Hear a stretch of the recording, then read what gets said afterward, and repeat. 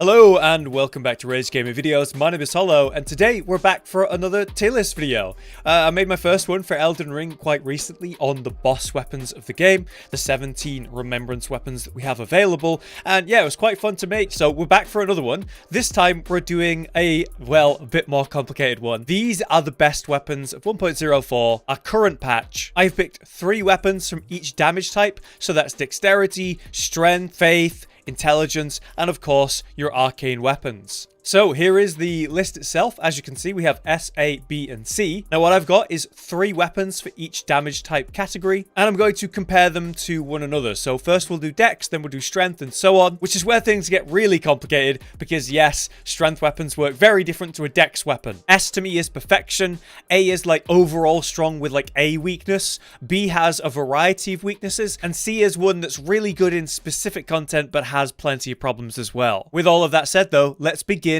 with Dexterity. My top pick for your Dexterity weapon then is the Nagakiba. These are the very long katana weapons and are simply my best pick for any katana in the game. Thanks to its long-range moveset, katana moveset, base bleed, you can make this a keen weapon and go full dexterity, you can make it a bleed weapon and go further with that, or you could go into elements or whatever other affinities you feel like. We can put any Ash of War that will go on a katana on this weapon, making it extremely versatile. Insane base stats, can go into any affinity super well, and it can run the best Ash of War on it, seppuku, so yeah, you cannot go wrong with the washing pole. The Nagakiba is an S pick. Now under that, we have the Cross Naginata.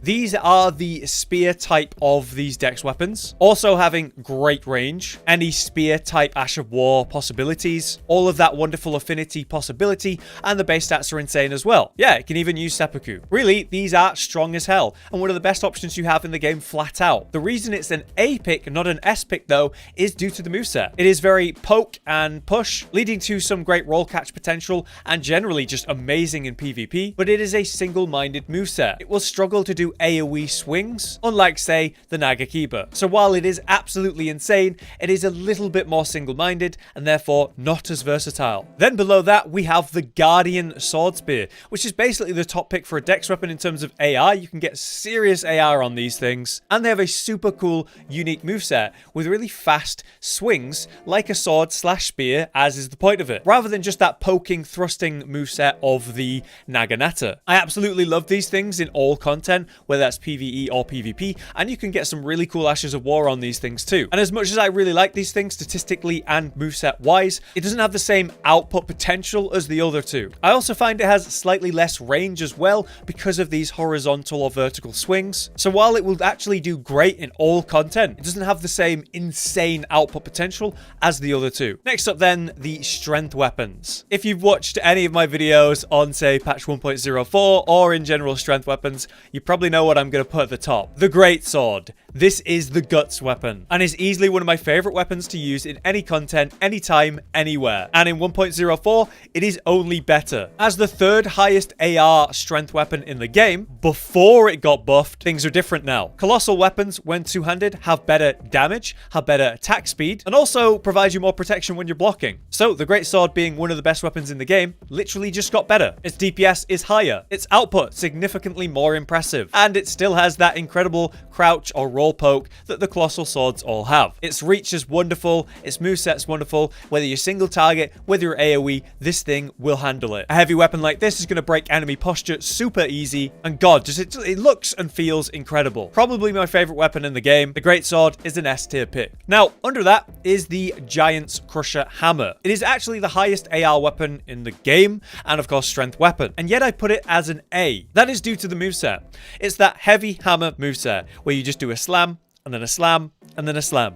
It doesn't really matter what you try to do, whether you sprint, whether you roll, whether you crouch, you're going to do a slam attack. And it has a unique heavy attack, which is a slam. I think you get what I'm trying to say here. Statistically, this is an incredible, one of the best, if not the best weapon in the game, but mechanically, it is very, very single-minded, and that leads to certain scenarios where, like AoE or whatever, it's just not as good. However, it's still extremely fun to play, will work in all content, whatever you're doing, and is also the weapon I use to deal the most damage in one hit in the game. Something like almost 6 16,000 damage in one attack. Just a bit too single-minded to be an S though, for me. Last for strength then, we have this surprising weapon. These are the Warped Axes. They are one-handed axes that come from the Omen, and are actually incredible strength weapons. I just wanted to include a one-handed strength weapon in this video. Yes, I could have put like any of the other two-hand strength weapons as the third pick, but here I wanted something different. A one-handed weapon, and the best pick for that at that. These are S-scaling strength weapons that have ludicrously high AR, and of course, buffable. You will absolutely clean through health bars with great DPS because of the faster moveset compared to, say, dual-wielding or power stancing the heavier weapons. The problem is that it's a slow moveset, and of course, they also have very low range. I don't think you're going to find a better one-handed strength weapon option for general output, but because I found it so hard to actually get the output in PvP due to its lacking range and slower moveset, this is my only pick on this video that's going to be like bad in certain content, but really good in other content. Now let's move on to your intelligence weapons. Starting strong with the Dark Moon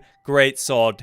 This thing is wonderful. The Moonlight Greatsword is probably my favorite weapon in the overall series, the continuing weapon that they always put in every game. And while I love the Elden Rings version, I still think the Bloodborne version's the best. Ultimately though, you have a ridiculous weapon here. Incredible intelligence scaling, frost buildup, self-buffing, ridiculously awesome ranged heavy attacks, which can stagger bosses at range just because it's a ranged heavy attack. The range at which that attack comes out is stupid. They also made it come out even faster so you can spam these attacks out, and it looks and feels incredible. It doesn't matter what you're doing, whether you're AoEing, whether you're single target, whether you're fighting a boss, whether you're out in the open world, whether you're doing PvP, invasions, duels, whatever. This is such an incredible, versatile, reliable pick. Even when it's not buffed up, it's still a great sword, which has an awesome moveset and is very reliable. I love this weapon and I cannot stress that enough. It is S. Now for intelligence, we actually have another S pick. It's not my favorite, but it is a favorite. This is also Josh's favorite intelligence weapon. This is the Wing of Astel. You're gonna have a hard time finding a better option for an intelligence or spellcaster melee weapon option. It's light, it's quick, it's versatile, has an incredible Ash of War, and will work in all content. Being a curved sword, you compare that with a second one, and dual wield them in power stance. And with that curved sword moveset, you're also gonna find one of the best roll catches in the game. The Ash of War itself has multiple ticks of damage, which makes great trading or roll catching in PvP. And it also has one of the highest damage outputs as well if you spam that Ash of War on, say, a target dummy that's not moving. The DPS is incredible. Because it's a magic damage weapon, you can buff it in so many ways to get stupid AR with its super fast moveset. One-handed with a staff or two-handed, this thing is nuts. Last but not least then, we have the Royal Greatsword for your intelligence weapons. And I'm going to put that as a B, as you can see. It's an interesting one. It's a colossal weapon, and it was also one of my first main weapons in the game. As I said earlier, they were buffed in this patch. More damage when two-handed, faster attacks when two-handed, and you have better damage negation when blocking. Now, because it's a colossal sword, that also means it gets that colossal crouch or roll poke, and that nice wide sweeping moveset, which is great for AoE or single target because it's a heavy weapon with that posture breaking attack. It's buffable in multiple ways, so we can get really high AR, and its Ash of War, that flip, is one of the coolest in the game. Jumping up, slamming down, and exploding with ice damage. That Ash of War gets you stuck in a long, slow animation, and sadly, you cannot cancel out of it. In the patch, they made that Ash of War faster, which is great, and it has hyper armor, so you can trade and get that off anyway. It's just you're still left vulnerable and stuck in that animation. In PvP, that can be quite deadly and quite scary, especially against someone with ranged options. So while I think this weapon is incredible overall, brilliant in PvE, it has its vulnerabilities, and that's why it's a B for me. Once again though, every weapon on this list is one of the best in the whole game. Next up then, the Faith weapons, starting with the obvious S tier pick, the Blasphemous Blade. This thing, I've talked about it too much at this point, so I'm going to be keeping it very straightforward. Lifesteal on damage, lifesteal on kill, physical on fire, incredibly buffable because of that. Great sword moveset. I love that moveset. One of the best Ashes of War in the game. From downtown, you can be sniping people with these fire attacks. It's a ranged stagger as well on bosses for some reason, so leading to easy critical hits. Literally brilliant perfection in any content, any scenario, any situation. It's hard to find a better weapon in the game, and it's so strong that if you just have it on your back, it will be greatly beneficial because of its passives. In power stance, it is an absolute machine. I love this weapon, and I don't think I need to explain it more than that. Let's go forward with the second Faith weapon for this video then, the Golden Order Greatsword, which for me is an A tier pick now. It is a physical unholy greatsword, and the duo to the Dark Moon Greatsword lore-wise. I don't love this weapon just because it has a wonderful beautiful design and that it's a greatsword with a greatsword moveset. I love this weapon because of its Ash of War, a two-part explosion, then a swing that sends out a sort of rune arc. In 1.04, that was buffed. It comes out way faster. They made the recovery time on that Ash of War better, so you do the explosion and then you can get out of it. Or you can follow up into the next hit, which is that ranged swing, even faster, which has also had its damage increased. So as you can see, from downtown, I can absolutely clean out health bars. I have an AoE around myself for protection. I have a ranged arc, which can pierce and clean out packs of enemies. It feels so good. It looks so good. The Golden Order Greatsword was good before patch, but in this patch, it is for sure one of the best weapons in the game. Last but not least for Faith then, we have the Godslayer's Greatsword. This is actually a colossal sword, not a greatsword, but it has a unique colossal sword moveset, where it's kind of more vertical in its swings, where you're standing and baseball batting, and they come out ridiculously quick, even quicker now in the patch because of the buffs. When two-handing, better damage, better attack speed, and once again, you can now block for more. Its Ash of War uses the black fire, so you do this upward swing, which does damage, a little tick damage. That will actually hit and interrupt people in PvP and catches people out easily.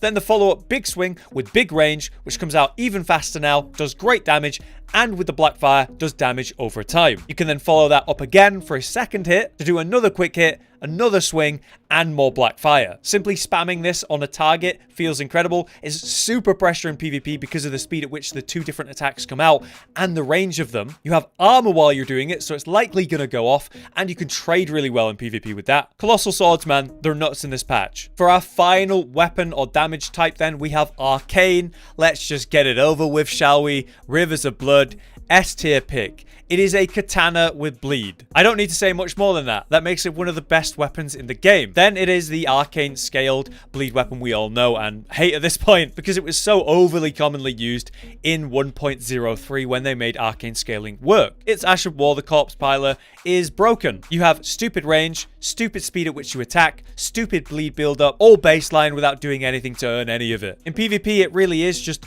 when will I press L2 and win? You can work really hard to avoid all these hits or parry the attack, but the reality is one mistake and this guy spamming L2 using Rivers of Blood, he will kill you, and that is a bit stupid. Doesn't matter how much vigor you have or what build you have. I don't need to say more. Rivers of Blood is crazy. Now let's talk about Mohgwyn's Sacred Spear, which is one of my top picks for boss weapons in general, but is actually a B on this list for me. While I love this weapon and its Ash of War and using that nihil just like Mohg, creating awesome bleed spellcaster builds, yeah, it's really cool. It also has one of the best running heavies in the game, which is great for trading, roll catching, or general content. It's the fact that it's a very single-minded moveset. You're basically going to poke and thrust, and that is it, much like what we talked about earlier in the Dex weapons with the Naganata. But the output is lower than the Naginata, so it needs to be lower than that on this list. Still a very buffable weapon with physical and fire, and when you use the Ash of War, it actually buffs up the weapon to increase its AR even more. If you're looking to do a bleed spellcaster,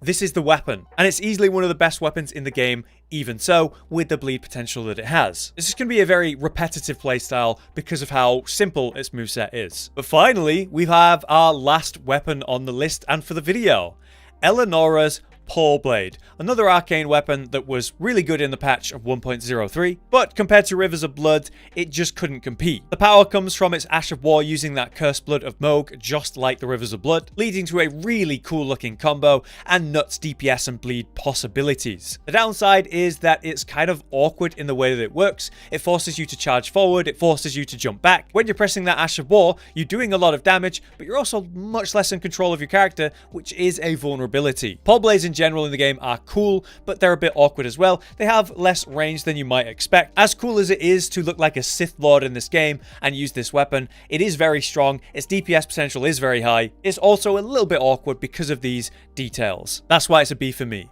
Wow, there you go. Look at the list. I'm pretty happy with that. This layout is kind of satisfying to look at. Yeah. As we look at the best weapons of 1.04, in my opinion here, we have 6 weapons in S perfection status, 4 in overall very strong, 4 in the has weaknesses or awkward details about it, but still ridiculously powerful, and then just the one weapon in that it just doesn't really work in PvP. Let's do this. I'm going to take the Rivers of Blood that's on the right here and move it all the way to the left, because I believe it is the best weapon in the game flat out. Rivers at the top, followed by the Blasphemous Blade. We have Greatsword as a best strength option. I prefer the Dark Moon Blade to the Wing of Astel. Yeah, happy with that ordering. For A, I'm going to swap the Naginata and the Giant's Crusher, just because this is the hardest hitting weapon in the game. I think it should be number 1 in the A tier. And yeah, I'm happy with that ordering here as well. I'm only going to make the one change in the B list. The Royal Greatsword, I just think it has so much DPS potential, higher in fact